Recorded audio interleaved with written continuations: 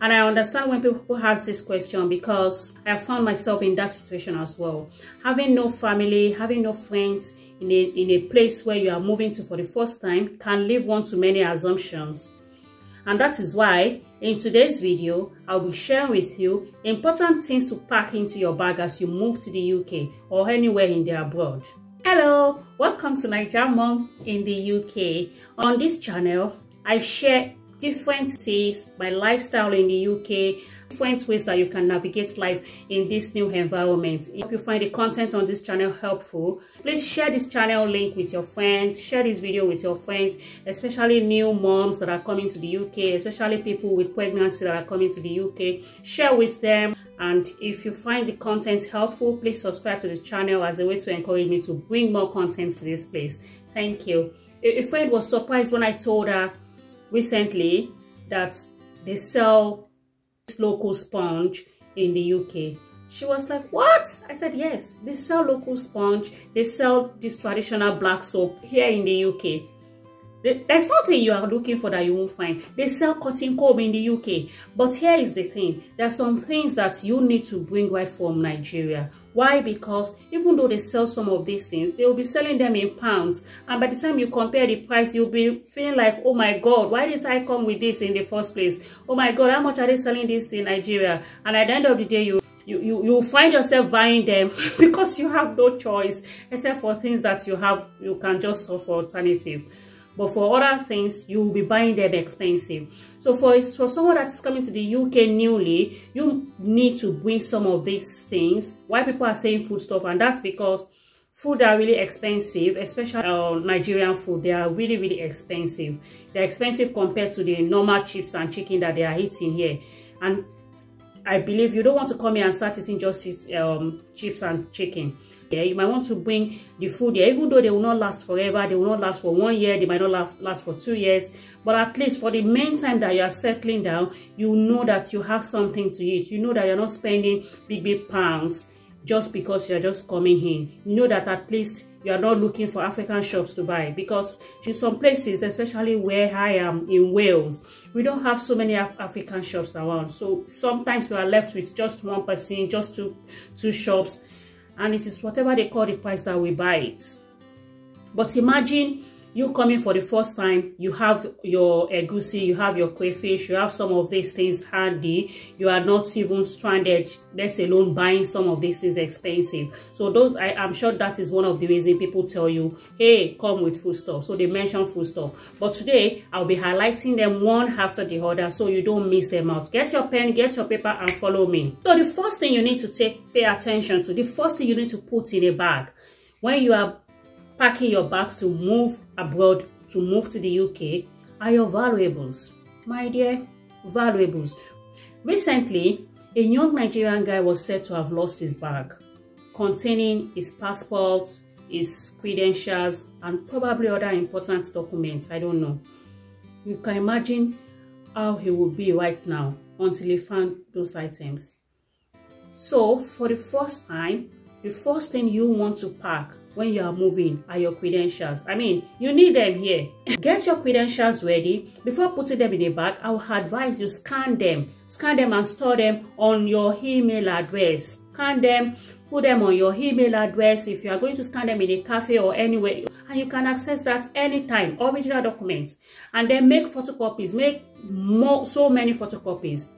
Make photocopies, you can keep some back home this time around, but put the original documents, your credentials, put them in a backpack this time around, a bag that you don't need to check in on the plane, a bag that you know that there's no way you can forget it anywhere. A backpack. I love to carry a backpack even with kids because I don't want to leave anything behind. The first time I went out with my 3 kids, I lost my handbag. So I love to carry something that I know that it's not going to go off me easily. So you want to put all your credentials, all your important documents, certificates, you want to put them in a backpack that will follow you into the plane. Even if you are transiting in any country, you know that you are not dropping this bag and you know that it is safe with you.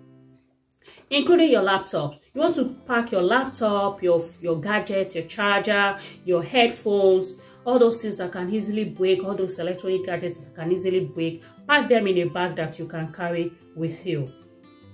a backpack. What other things can you pack? A valuable thing that you can pack. Your medications.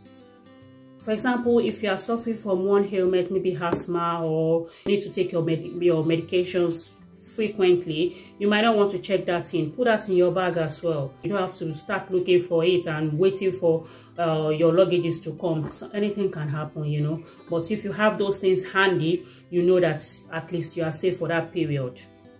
The second thing you might want to pack in your bag when you are moving to the UK, clothes. I know it's very funny. When you are traveling, you will be thinking, do I need to drop these clothes? Do I need to go with this? Am I coming back to wear them? I was in that situation. It took me a whole lot to give out my clothes. And I know some people must have found themselves in such situation as well. It took me a whole lot to leave some of my clothes behind. You're not going to wear them again. So don't even think about them. Dash the one you can dash out to your people, to charity. If you have kids, dash those kids close to motherless home. If you don't have people in your family that needs them, dash them out. You are coming to a new place. You are starting a new life. You are starting a new life. So which means even if you go back to Nigeria in 1 year time or in 2 years time, you won't even want to wear those clothes. You might have even forgotten about them. You might have even forgotten that you have them at home. So why keeping them? And meanwhile, you can manage to bring them. You will realize that some of the clothes are not even fit for the weather. Native clothes. I have some native clothes at home that I have never touched in the last 4 years. Imagine, what if I had left them in Nigeria? I'm sure somebody would have benefited from using them. But I packed them because I was like, oh my God, these are so expensive. I can't leave them behind. I have to go with them. But here, in Wales especially, where we don't have so many Nigerians in North Wales, when we only go to party like once in 6 or once in a year, the clothes are just there lying down at home. So which is why you only bring maybe 1 or 2 natives that you think you need, and some shirts round neck this time around, because there is cold. Even during summer, it's only a few days that you will get to feel some warm. Other times it's more of cold. So bring few clothes, maybe 1 or 2 native wears. And if you have kids, just bring clothes that the kids will wear for some time, especially if they are starting school. They will be going to school in their uniform, so they only need few clothes that they can use to walk around. When you come here, you can buy clothes for them, and it doesn't even have to be immediately. It doesn't even have to be something expensive. There are so many charity shops that you can buy clothes, that you can manage for the time being, for the time that you are just coming in, that you can manage within the time you are settling down. So don't beat yourself around. So what will I be wearing? You will see fine clothes, original clothes, neat clothes that you can buy for yourself, that you can buy for your kids, that they will wear.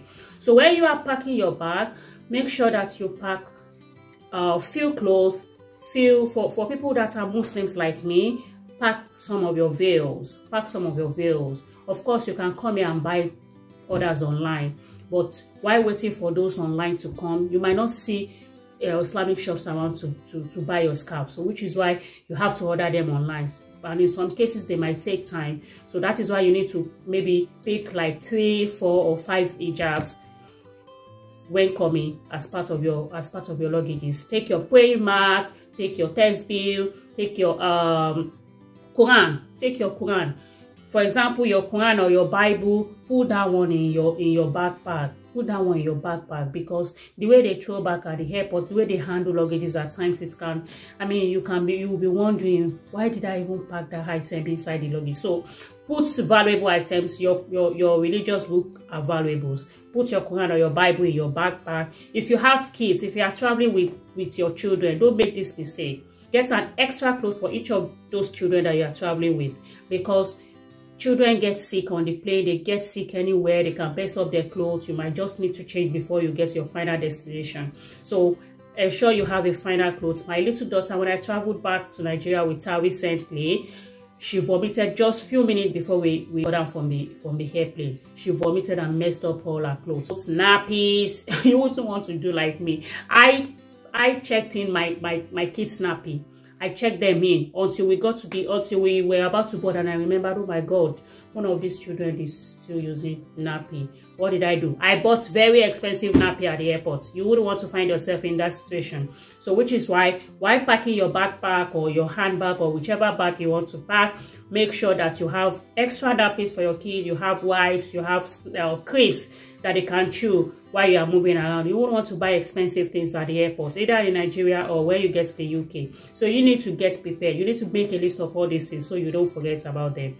If you have older kids, for example, they can hold their luggages themselves, and that will even ease the journey for you. But with babies, nappies, wipes, extra clothes, make sure you don't forget all those things. And then, in terms of shoes, my dear, you only need sneakers. This place, nobody care about how you dress. You can wear one shoe for as many days as possible. Even if you wear designer shoe, if you wear designer clothes, you will still put one big jacket on it. So which means you don't have to beat yourself around wearing something very expensive. Nobody cares. So in terms of shoes, you can just buy like 2 sneakers that you can use to, you know, to get the whole thing when you just come. You don't have to bring all your high heel. You see fine shoes here. Even if you need to go to church or you need to go to any occasion, you can easily order for fine shoe, use it, sell it again, buy another one. Okay, you don't have to actually pack all those your high heels. Stash them out, sell some of them, and come and start a new life. Come and start in a new environment. You'll be fine. And lastly, food items, the one many people have been telling you, the one you have been hearing about. My dear, pack food items. Follow the standard recommended by the airline. So let's say, for example, you have access to carry 2 kg, 2 boxes weighing 23 kg each, and you have like 2 children. Each of them has access to carry the same number of kg, 2 23 kg boxes. So which means you can carry many things as much as you want. Mind you, don't carry too much things if there is no one coming to pick you from the airport. Of course, I know to get to the airport won't be a problem because you get people from Nigeria that will take you to the airport. But when you land in the UK, if you don't have anyone coming to pick you up, it can be difficult, especially if you are holding a baby or you are holding a toddler. But if you have other kids that are holding their boxes themselves, carry food as much as possible. Carry egusi if you are a Yoruba person. Carry dry fish, stock fish. Carry crayfish. You can make sure you grind them so they don't weigh too much. You know, carry all those things. I know somebody wants to say gari. Carry gari if you can, if you have the space, and if you have not gone beyond the limits of a standard kg. Carry gari, carry elubo. You don't need to carry yams. Carry semo. Buy like 2 kg of semolina, maybe 2 kg semolina. Put all those grains together, my dear. Please don't put all these things in a Ghana must go. Put them in a box. The last time we were traveling from Nigeria to the UK, we put some rice in a Ghana must go. Believe me, when we got to the UK, all of them are something shook the Ghana must go and they are all gone. So which is why don't put rice in a Ghana must go. Don't put grains, gari, herubo, all those things. Don't put them in a Ghana must go. They can easily get destroyed while they are packing them at the airport. Put them in a box. Put all your food stuff in a box. Gari, herubo, semolina, egusi, ewedu. Yes, if you eat ewedu very well like me, like in my family, we eat ewedu so much. We hardly do without it. Try and get ewedu in advance. Dry them, put it in a bottle and carry it. Sachet tomato paste. Take as much as you can if you have the space. Dry fish, dry momo, pack all those things. But don't carry palm oil. Some people say they carry palm oil. I won't advise you to carry palm oil. You know why? Even if you manage to put it in your luggage, even if they don't restrict it at the airport, what if you spoil everything that you have carried? And then you'll be regretting. We have palm oil in the UK. You come and buy your palm oil here. Come and buy your palm oil here. There are many other things that you wouldn't even think of that you will find in this environment. If you enjoy watching this video, please like it, subscribe to the channel, and turn on your notifications for subsequent videos. Thank you so much. Bye.